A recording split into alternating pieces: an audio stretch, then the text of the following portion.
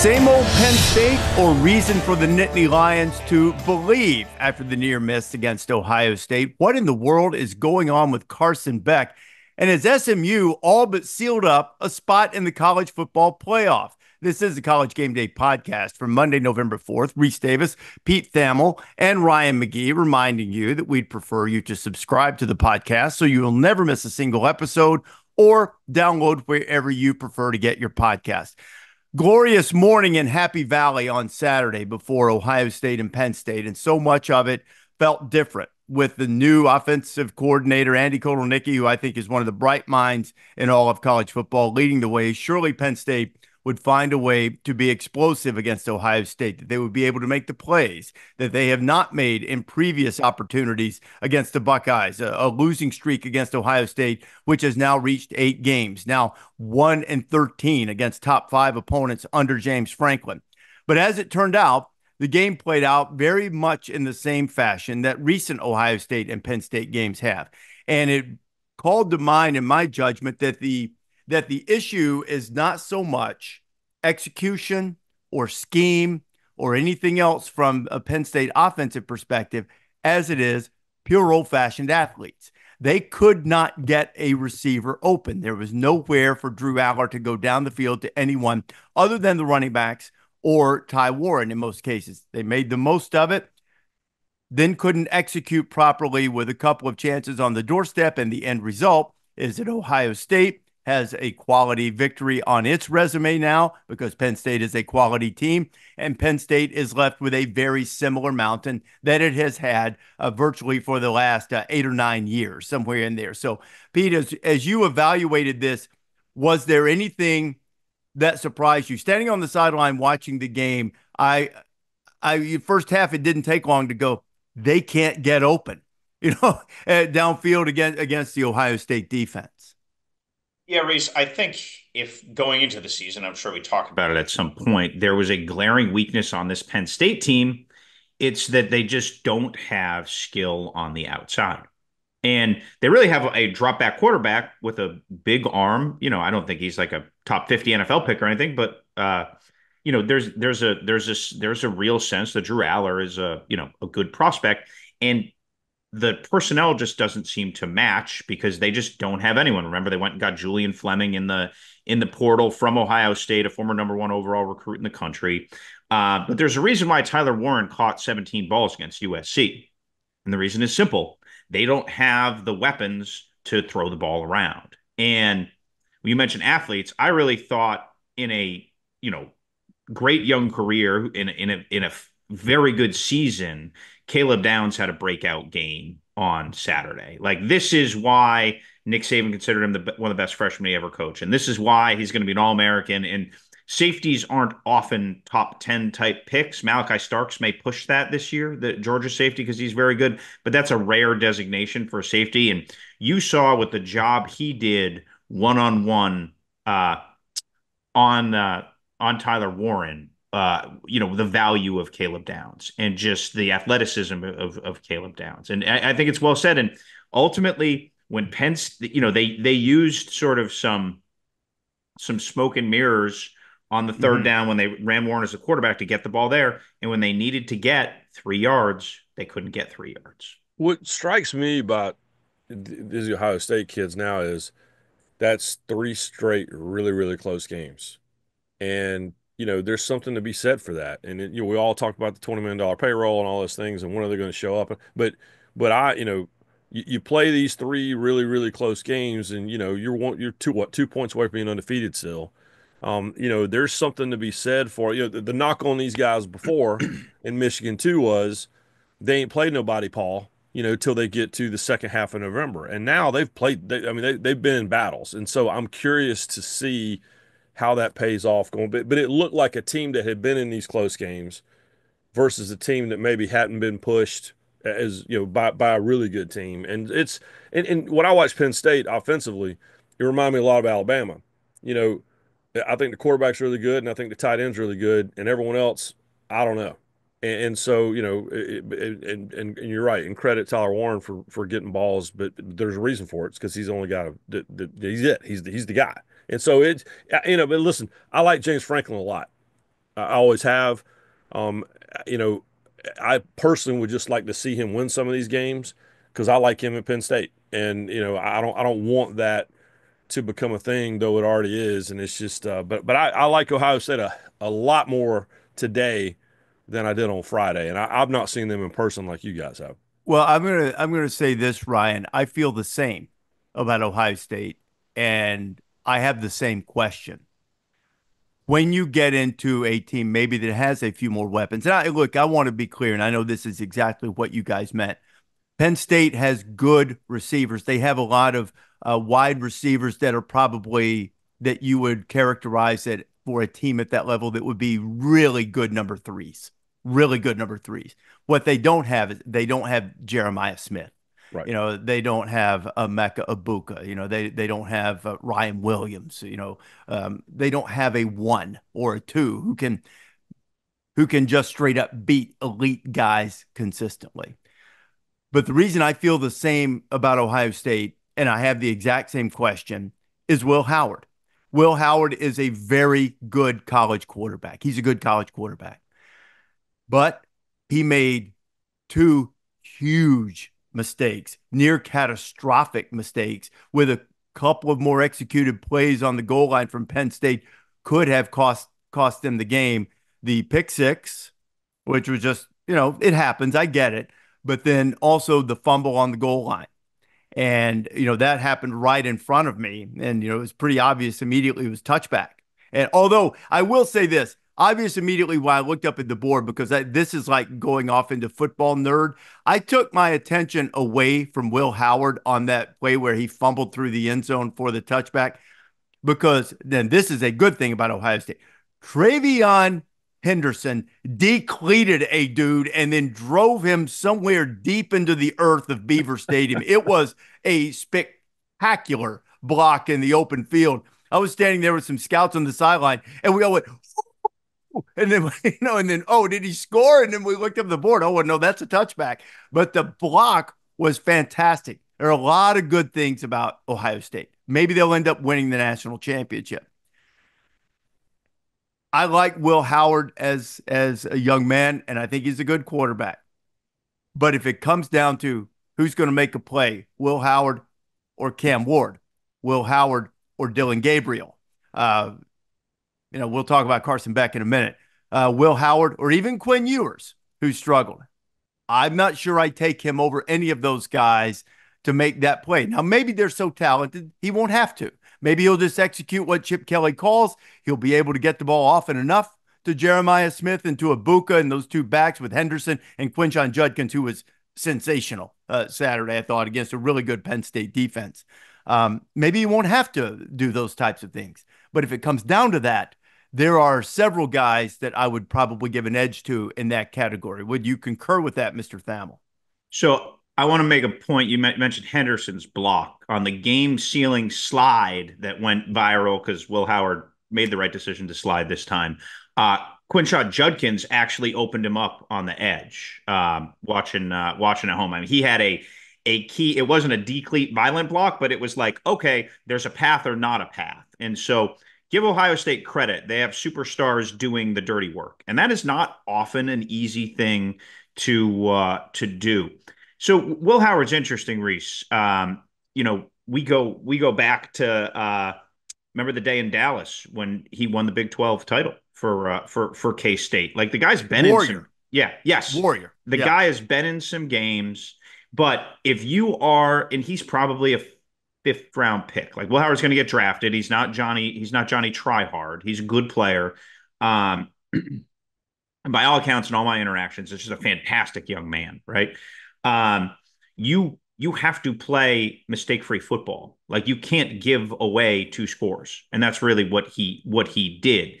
When you look at the totality of what Penn State's defense did in that game, you're basically holding them without points for an extended period of time. Penn State's defense put them in a position to win that game comfortably. So, like Will Howard, there have been some moments there that you don't want out of your veteran, solid, do everything right quarterback. I'm going to tee Ryan up on this. The most interesting thing to me coming out of the game was the emotion on the Ohio State sideline. The hug between Ryan Day and Chip Kelly. It was like they had just won the Yankee conference back at UNH, right? They were like pretty fired up. Yeah. There's a video of O-line coach Justin Fry dancing in the locker room. He should probably teach to like block and open the B gap and not not freestyling. But that felt like an exorcism for that program. You know what I mean? Like a big game exorcism. And Ryan David said it. He said, well, we didn't say it out loud, but this was a crossroads for us. And so sometimes I feel like this game allows them to play free.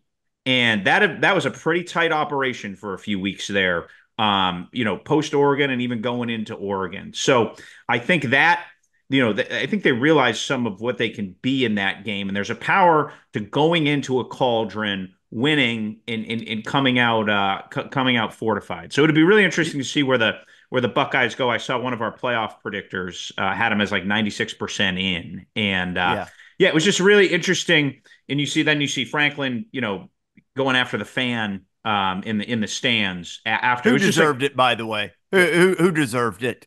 I yeah. mean, go down there at the front and yell at the coach coming. I mean, that's just right. I'm a free speech guy. It's fine. But you can't say whatever you want and then expect no repercussions. Right. No, that's all. That's always we've always experienced that, right? Where you get the person who really goes after you, and the three of us don't make a living out of fighting with people on social media or back in the day chat rooms or whatever. But sometimes you pick one and you respond, and immediately it's like, oh wow, I love your work. Right? But you're right. But it is really interesting. And I'm fascinated by the psychology of coaches, and particularly with those two guys in that game, because those are the two can't win the big game guys, right? You only got to win a couple games. You really only got to win 2 games a year, Ryan Day. You only got to win. Finally, you got to beat one of these two teams, James Franklin. And so I talked to Ryan Day about this, I guess it was 2 years ago, about him really trying to enjoy victories more.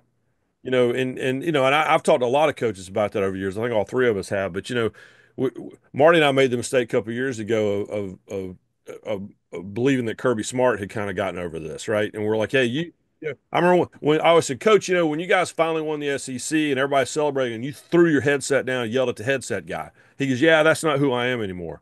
No, he's worse. He took a break from him for a minute. But with Ryan Day, we talked about, the stress of on to the next one. And Ryan Day was like, I'm going to openly try to make myself at least enjoy Saturday night. And then we'll get on to it, first thing Sunday morning. And that looked like that's kind of what was going on, and Chip Kelly, who's a guy who was over being a head coach, just done with it, like looked miserable. Even when they were winning games, you go out there and visit with him in Westwood, and who's miserable in Westwood, right? And he looked miserable. And so those guys look like they're allowing themselves to enjoy it a little bit. And then the flip side of James Franklin, which is, he has the speech down, unfortunately, about, you know, I understand the criticism and I understand this and that, so and so, and we're just going to work hard, but you got to win one at some point. You just do. But it was good to see a guy. I said I like James Franklin. I really like Ryan Day, and it was good to see him enjoy it for a minute. Now I He know, looked like he won Powerball in the post yeah, game interview. just and why not? Enjoy it. I mean, but that's a stress reliever, and so let it relieve the stress for a minute, and then I'm sure by dinner time he was already watching film. But it's just but at least give yourself. Why are you doing this if you can't at least enjoy the wins a little bit? And so I'm glad to see him enjoying it. I'm glad to see all of them enjoying it. I will say I was taken aback by the crossroads comment because, you know, I mean, I know it would have put them in a really difficult spot, but if they had beaten Indiana later on, they still would have gotten in. But Crossroads as a program, you know, it makes me wonder whether they will tighten back up. Did it release the pressure as you say, or when the pressure comes back, will they tighten it up again? Now, every individual has to handle these things in their own way. Some coaches can, go 24 hours and and celebrate and turn their attention, and that works well for their teams. Others, sort of the Saban method, and I think what Kirby attempts to do is that okay, that's that one. And then there's the next one, and Nick talks a lot about that he was a lot better after losses in terms of like he's going to pat him on the back and tell him, we've got a path forward. And then fighting the relief syndrome of a victory. And I guess maybe that's what I wonder about with Ohio State. Okay, if you even internally or even just among, the tightest, whatever the tightest circle is with Ryan, Chip, and whoever else on that staff, if this was viewed as crossroads, you know, now the new challenge becomes avoid relief syndrome. You got through the crossroads. You put Penn State behind you. Now you've got Indiana, and even though Michigan, there in no way, shape, form, or fashion should stay on the field with Ohio State, and probably won't in terms of being competitive on the scoreboard. They'll fight them, but I mean, in terms of being able to score enough to keep up with them, if something goes sideways, is that pressure going to come out? That's something they'll have to deal with. I mean, but I think both these teams are going to make the playoff, and and have a chance to advance. Penn State's issue to me is less mental than it is. They need a couple of difference makers on the outside. That's kind of it to me. I kind of think they're good. They're good everywhere else. I think if they just had a couple more dudes out there. So one thing, Rece, from texting with some people Saturday night from Ohio State that that really stood out thematically was they won this game with toughness, right? Mm-hmm. There was the stand, and they really felt like the 5 minutes they bled off the clock at the end were a statement. And that is a program that has been dogged by toughness questions, right? Because the way Michigan has beaten them 3 years in a row. And I really think that was part of the catharsis. We didn't just go in and throw the ball around a lot. We went in, played a tough team, played them nose to nose, and we're backed up, a couple inches from falling behind in the game, and then just put a steamroller on when we needed to bleed the clock at the end. So I think for Ohio State, some of that catharsis from this game was the way they've won, because in these big games, they haven't been able to impose their will in recent years and finish it with a victory. So I thought that was an interesting distinction to this game, because that was something that really resonated with the folks that I talked to. Because I think, Pete, you refer to the aggregators of this podcast a lot. I know what I'm about to say is going to make people mad. I'm going to say it anyway. That ain't Michigan. They're not Michigan. Right. Not these previous 3 years of Jim Harbaugh, Michigan. And by the way, that's not just a shot at Penn State. I don't mean it as a shot at Penn State. I think Penn State's a good team. I think they're a playoff team. Ohio State, this notion that it's their birthright to beat Michigan. I know they had that long stretch against them. Who told you that? Who said that? Whoever said it lied to you. That's Michigan. That's especially the last 3 years with Jim Harbaugh.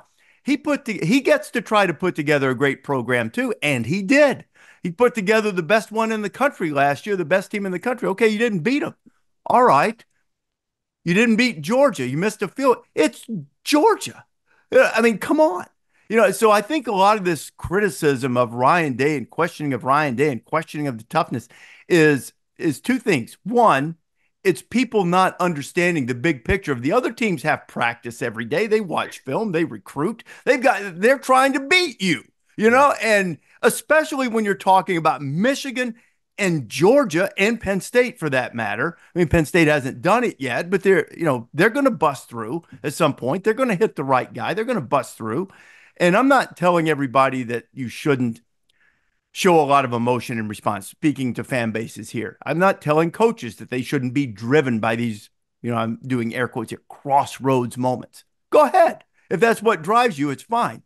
But this notion that you either beat Michigan with Jim Harbaugh and J.J. McCarthy and Blake Corum and Aiden Hutchinson, and, you either beat them or you stink, or for James Franklin, beat Ohio State with, C.J. Stroud and Travion Henderson and Marvin Harrison Jr. and Jeremiah Smith and J.T. Tuimoloau and Caleb Downs. Either beat them or you stink. Beat Georgia with Stetson Bennett. If you don't do that, you're no good. You can't win the big one. Give me a break, man. I mean, Ohio State's at the highest level right now. They're at the highest level, and Penn State is like a tick or two right behind them. And, Georgia and Michigan have been the standards, for the last 3 seasons or whatever, with Georgia's championships and Michigan. So, a lot of this, Ohio State's tough. Ohio State's always been tough. They weren't as tough as Michigan last year. You know why? Because nobody was. Nobody was. Who had it tougher? Who was tougher than them? Nobody.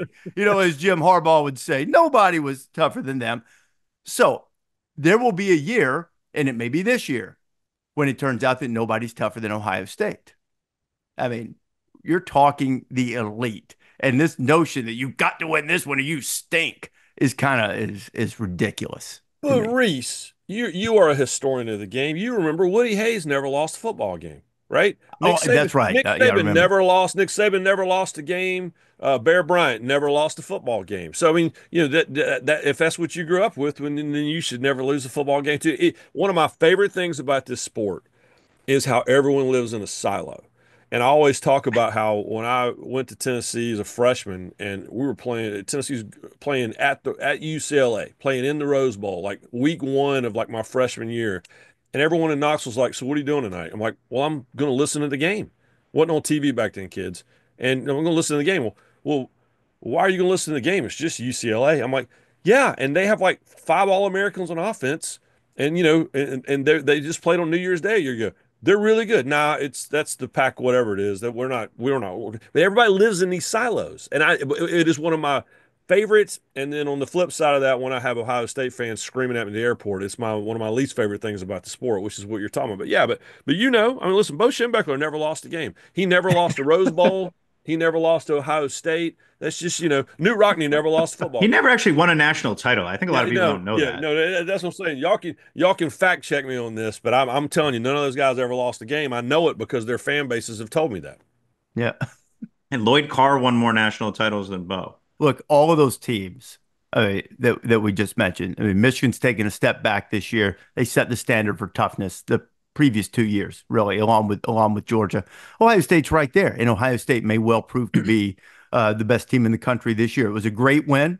I mean, I don't. Ryan Day can view it however he wants to, and then his program. I'm not criticizing that. I'm just saying that from the 30,000-foot view that I have of this, I didn't view this as a crossroads for Ohio State. I viewed it as important for their playoff hopes, important for the return on investment of their $20 million roster. Really, really important.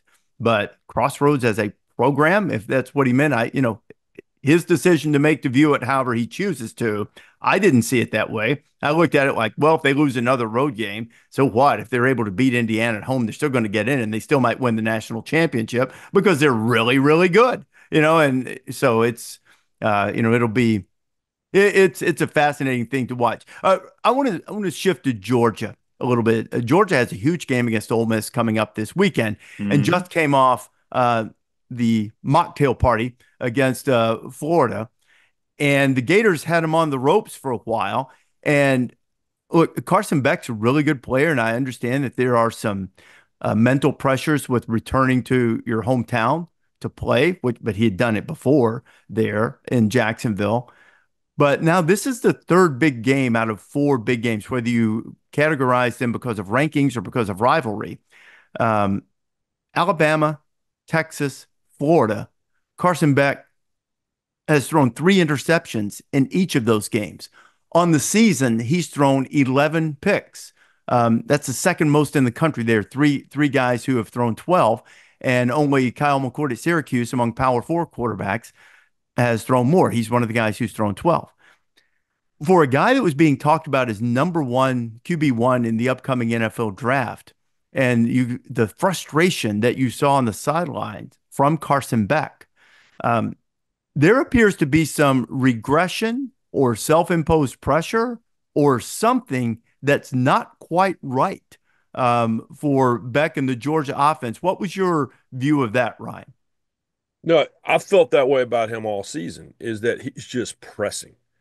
And, so when I went down, we've talked about this on the pod before. I went down the week of the Alabama game and I was assigned to stand in the lobby of the football building, the athletic department offices, in Athens and do live shots all day. And as you guys know, that can get a little awkward. And we're in this dome. It's like this Epcot, spaceship Earth looking dome you're in. And It's like you're in a acoustically, snow globe doing live no, shots. you're Everyone's right. And watching you. acoustically, everyone can hear you because all their offices are open, 3 floors up, and they're doing, it's like a motel, right? They can open the door like open air. Well, they can hear everything I'm saying.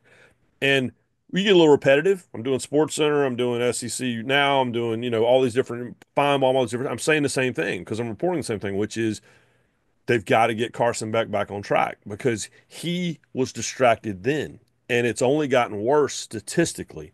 And you saw it. You're exactly right, Rece, and we sensed it, during the game, which is it just was he's pressing. Now the good news is he's winning games. So I saw this stat on ESPN.com this morning. It said Carson Beck joins uh, Anthony Boone of Duke in 2013, Tommy Armstrong of Nebraska also in 2013, and Jake Garcia, who is the current quarterback at East Carolina. Only FBS QBs in the last 20 seasons to throw 3 or more interceptions and yet win in consecutive games. And they're winning despite Carson Beck. And it's something throughout college Ryan, football. I don't know about that because Well, he made some big time throws he too to made kind of big bail time them throws, out. but the team kept him in position to make those because Okay, he but tried his yeah, best to throw the game away. You know what I mean? Like there was the reason they weren't keeping up in the first half was because their quarterback was throwing to the wrong jersey.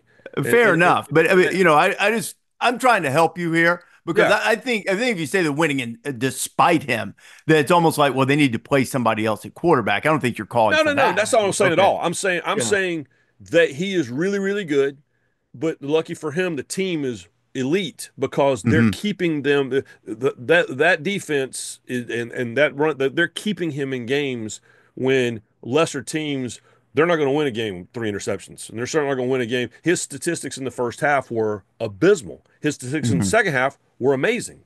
And so Hmm. that team allowed the team to hang around while their quarterback was trying to find his way. So I'll say that I'll rephrase that. They stuck around despite the quarterback, and then we're in a position to win, and he won the game. I mean, there's no question Hmm. about that. But that's what's frustrating about him is that in the second half, particularly in the fourth, he looked like the guy that we were talking about in the preseason Hmm. and on everybody's Heisman short list. But in the first half, I mean, he looked awful. He was the second best quarterback in the game, and so so it was they are they once they turned the corner, and maybe they did that in the second half because I think Florida is the Florida team I saw on Saturday versus the team I saw twice in September. It's not even the same team, even without their quarterback on the field, for most of that game. So he is baffling to me, but he's pressing. I mean, he just Hmm. looks like a guy who's trying to win it on every play, and he doesn't need to do that. And I think maybe his team reminded him of that on Saturday. Here's my question, Ryan. I didn't watch every snap of that game between a little bit of travel and there's a bunch of good games flying around there, and I didn't watch much of the start of it because some of the noon games were ending. This is a philosophical question. You've been around Georgia and you were around that game. Why isn't Georgia running the ball more? Like that to me, with their offensive line, they got Ratledge, their all SEC guard back. They have as good of an offensive line on paper going into this season as anybody in the country. Now they've had injuries at tailback, and I don't want to discount that. ATN missed the first game. They've had a couple guys out. Nate Frazier's young. They're using Cash Jones, who I believe was a walk on. He made some big plays on Saturday, but philosophically, I never thought I'd sit here and say, why doesn't Kirby Smart run the ball more? Yeah. Hmm. Like almost like disorienting to me a little bit, just considering his pedigree, where he came from, how he ran his programs. More, I'm just curious what you've seen and gleaned about that notion because they've just tilted towards modern football. They're not super deep, running Yeah, back. You sure. saw you Yep. saw it in this game when Etienne was hurt. They just that game went away. I mean, now it was all on Carson Beck's shoulders offensively. I mean, I'm Hmm. looking at it here. They're 97th in the country in rushing, That's wild. and they're 12th in the nation in passing. Yeah, no, it just and maybe we're answering our own question here, which is why is Carson Beck pressing? It's because maybe he doesn't feel like he has the help that he wants as far as running the football. Maybe he does feel like he's got it all on his shoulders. But you saw it, and I talked about this uh, on Marty McGee on Saturday morning, which was, you know, Trevor Etienne was the key because Hmm. A, they need to run the ball better, and B, their receiving core is decimated. Yeah. And and so he's was their best pass catching option as well. And then it was trying to check his emotions because now he's playing against his Hmm. former team in Florida and all that. But maybe we're answering our own question here, which is Carson Beck's pressing because he looks around the receivers room and he's down to no one. He's down to a running back, and now the running back's hurt.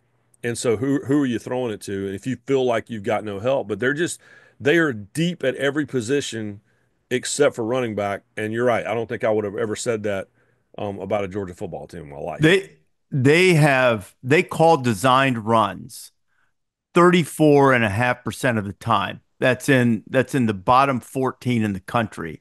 And design pass plays nearly two-thirds of the time. They're obviously do the math, 65.5% of the time, which is 14th in the country. It's one of the things that as I'm putting together the planner for game day that I want to bring up is does Georgia need to find a way to have a little a little more balance?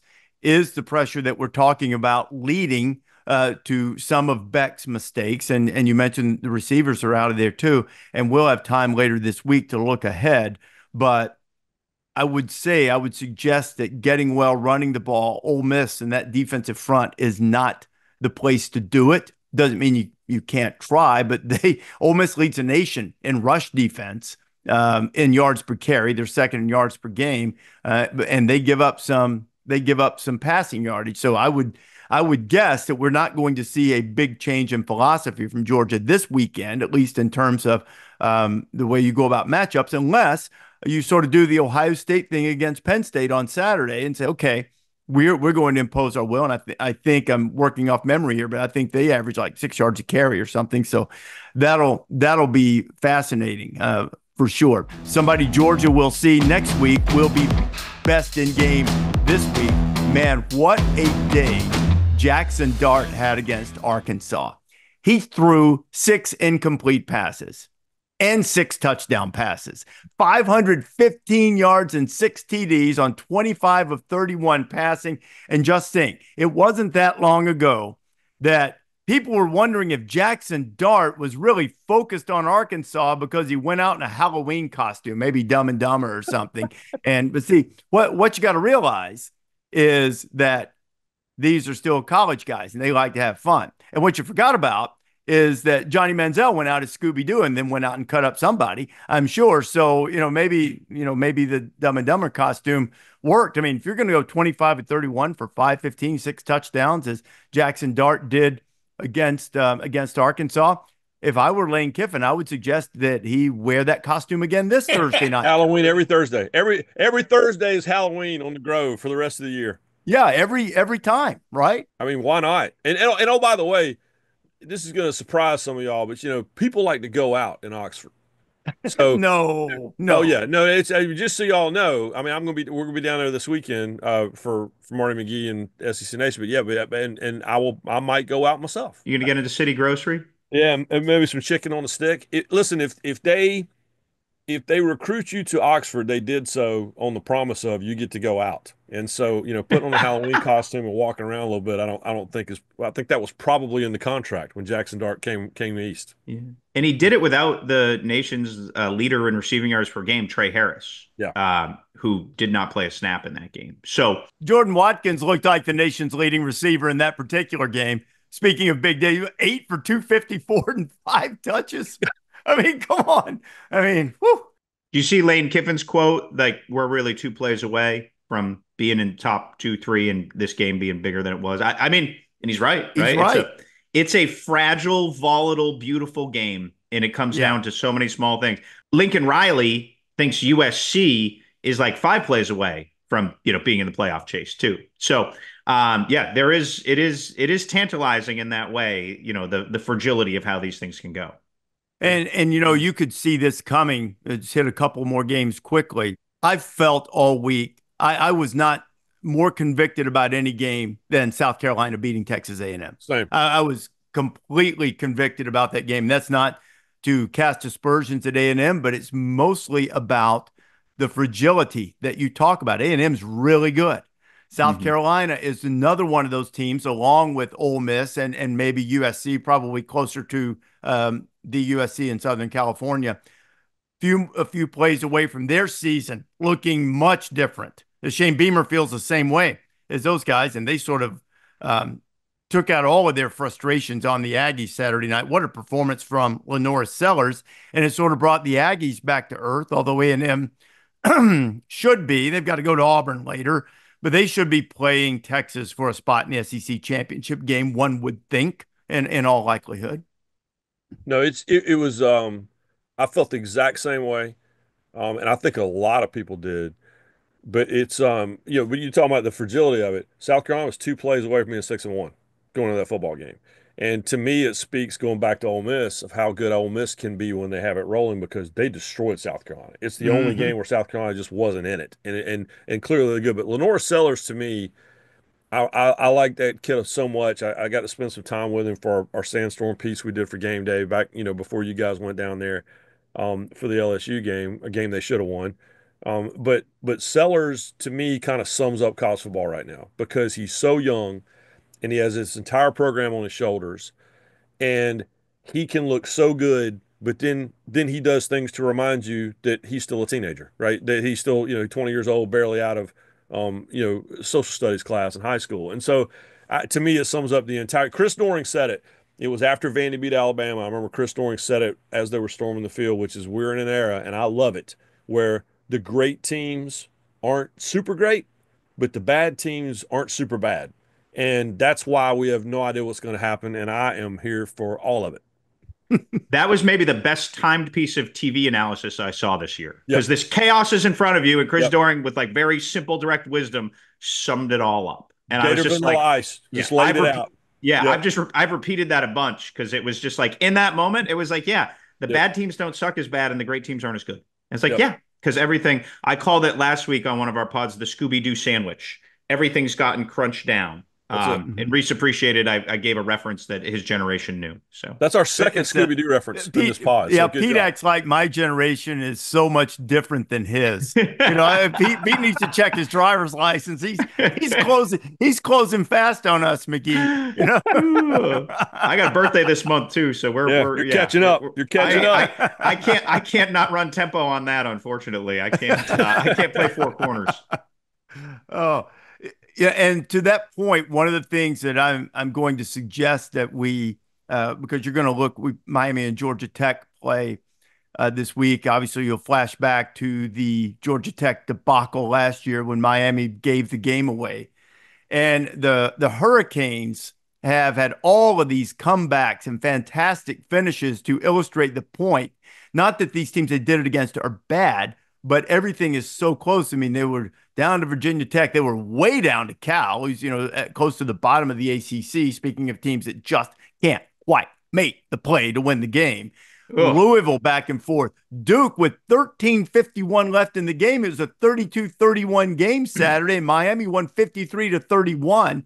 And, I think all of this with that and with SMU blowing out Pittsburgh, it appears for all the world that we are set with the ACC championship game. And Pete, as you look at this, barring face plants and stepping on a rake, which has happened all year and anybody could do it, you're going to be hard pressed, I think, to keep the ACC from having two teams in the playoff. I mean, if those two were to get there the way they are right now, Miami's going either way. And I sort of feel like you might be there with SMU, though if SMU were to lose badly to Miami or something like that, then maybe they're on the proverbial bubble. But SMU did itself a lot of favors on Saturday night, blowing out Pittsburgh.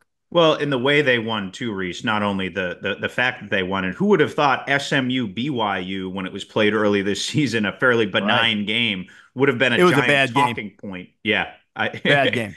18-15, I think. Yeah. Cougars win. But give SMU credit because they played terrible against Nevada to open the season. They played terrible against Duke and survived last week. I mean, they turned it over 6 times and we're fortunate it wasn't 9. It's almost like you had that game in your Superdog. It's weird. I did. I had that game on the phone. Two weeks in a row, by the way, on the Superdogs. How about it? 2 weeks in a row. Last play of the game. Now I get the 5 points for the cover, so all was not lost. But 2 weeks in a row, McGee, 2-point conversion. Last play of the game for the outright win. Make it, RD happy. Miss it, RD consolation prize. 2 weeks in a row, consolation prize. Eastern Michigan against Toledo. Went for two, right play, right thing to do, and didn't get it. That's the way it goes. But That anyway, was I'm I sorry. watched that game. That game was the best game of the weekend, and it was and my wife's watching me, and I'm flipping out looking at my phone, and she's like she assumes I'm watching some SEC game, and I'm like, oh my gosh, you're not gonna believe what just happened in this Toledo game, and the look on her face was like, look on her face was like, man, that's that's what I married into. So yep. Yeah. This is the time of year this week where I'm going to settle in with Bowling Green on ESPNU on Wednesday, and my wife's going to be like, "Oh no, it's November. We're not going to watch Netflix tonight because you have to watch Bowling Green." And I'll be like, "Yeah, Harold Fannon's playing, right?" Yeah. I mean, Well, and it's also the time of year warning to all the listeners that looking at the ESPN ticker, just don't freak out on Saturday when you see a score come up and it looks like two football teams just had a 92-88 game. That's a basketball game. And it takes me about a month to get used to seeing both sets of scores up, and I'm like, what in the world just happened at TCU? And I realized, oh no, wait, that's the basketball team. So yeah, it always takes me a minute. It starts way too early. way too early. And I don't want to, take this on a basketball tangent, but I was talking to Danny Hurley a couple of years ago about this, and he was like on board. He's like, I can give up some of those guarantee games and start in December and play all big games. He's there for it. And that's easy for him to say because now there is a step with UConn way up here and the step down to everybody else. At least there has been the last couple of years, but they got to sell some tickets. They can make that payroll. So yeah, they're gonna play yeah. all those games in November. Well, SMU, to put a bow on it, doesn't have RJ Maryland, their leading receiver, the tight end for the rest of the season. They didn't have Jake Bailey on Saturday, who's their second leading in reception, and it just didn't matter. Nick said on game day that he thought Kevin Jennings was the most underrated quarterback in the country, and that Nick Saban guy, he knows a little bit about football. He certainly does. And to that point, with the struggle against Nevada, the BYU game, that was before the quarterback change. And Preston Stone's a good Correct. player. Yep. But since they changed quarterbacks, it's been a lot different. And now here's how SMU finishes. They're off this week. Boston College and OTTTOGO ought to go in the finale at home. In the middle of that, a trip to Virginia. So you're looking at right now in the standings, you're looking at they play a Boston College team that's 1-3 in ACC play, a Virginia team that's 2-3, and a Cal team that's 0-4. By 10 points, the Cal though, Cal could drag them in a mud pit. That's all I'm saying. They could. Cal is responsible for the only conference victory for the Florida State Seminoles. In fact, the only victory period. So SMU, barring a faceplant, should be headed to the ACC championship game. They would have to be upset pretty significantly, although I hear you on Cal.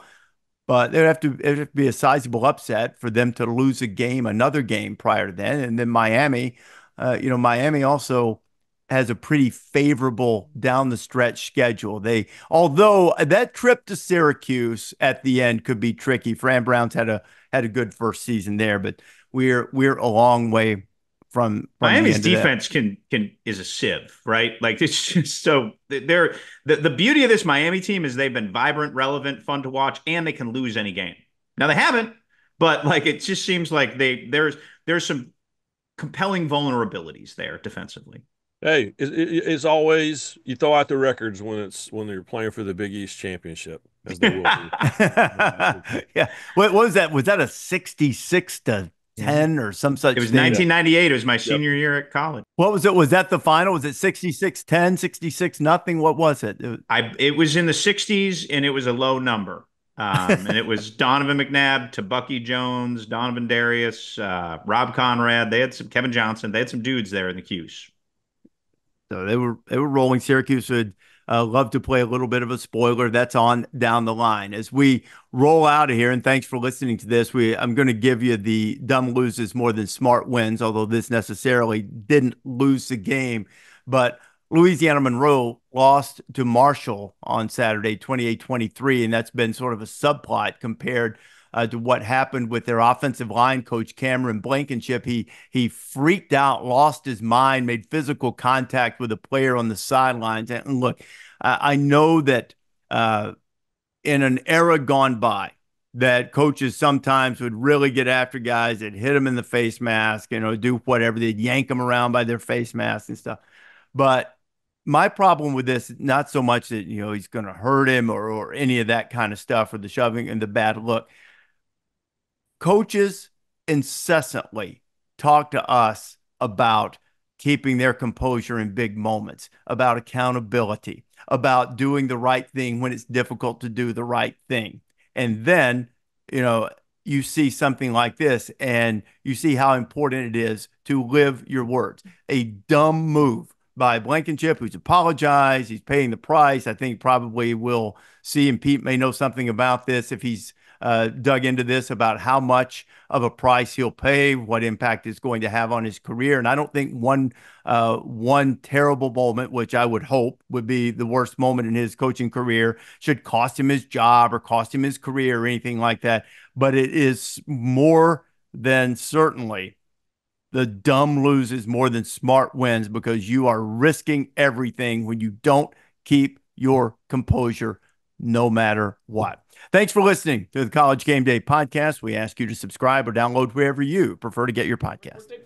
I told my kids all week that if we won this football game, all right, I was going to do a little celebration for her here in the locker room. Right. I'm going to need y'all's help, but we ain't singing happy birthday. Don't think it's that. Hit it, Big Mike.